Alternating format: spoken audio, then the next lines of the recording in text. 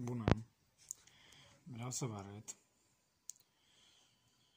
ce mi-am făcut într-o raliță de cal sau plug de bilonat, cum vreți să-i spuneți, după motocultor.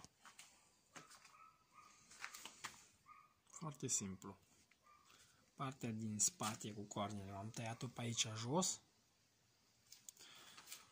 Partea din față cu rota, iar o am tăiat și o am sudat de tija asta.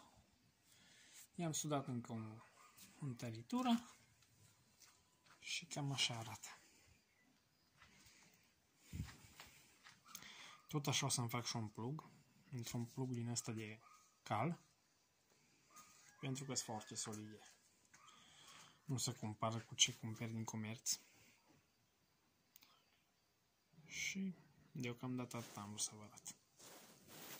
La revedere!